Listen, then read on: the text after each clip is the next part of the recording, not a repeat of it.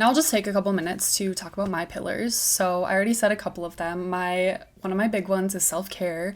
So this encompasses all things like yoga, food, cooking, exercise, getting out in nature.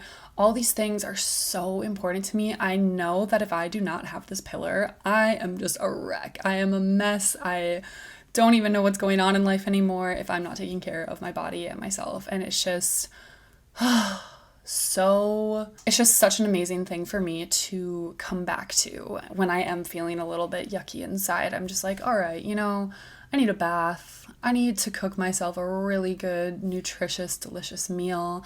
I need to go walk on some grass and talk to the trees. So I always know that pillar is so key for me. Another one is freedom. So this encompasses things like travel, experiences, financial freedom. So all of that is kind of freedom for me. What does freedom look like? Also with time and, like I said, money. And so I'm definitely nowhere near financial freedom yet, but it's something that I'm always working towards and thinking about. And with travel, I feel so free when I'm traveling and when I get to go experience a new place and all that. It just lights me up inside. And if I'm ever feeling like stressed or like I have no time or whatever, I have tools and things to help me create some space and help me create a little bit of freedom within my day-to-day life, whether it just be waking up a little bit earlier, maybe going to bed a little bit later, just to have that like almost tied in with self-care, that little extra time for me to create some space within my busy life. The next pillar for me is creation. This one is kind of a new one. I've done this practice several times and it can change over time. I try to do it maybe once a year and see if I'm still feeling aligned with these words. And creation is kind of a new one for me.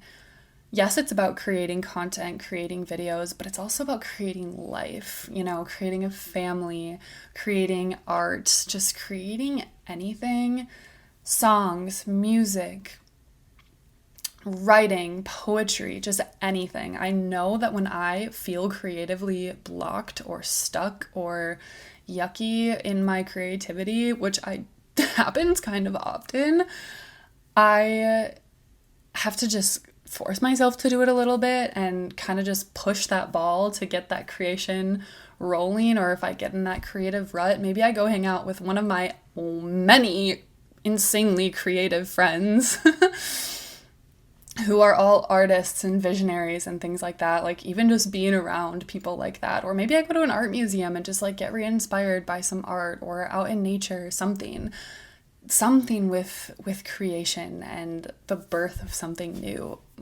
It just lights me up inside and is such a pillar for me in my life. And the last one is connection.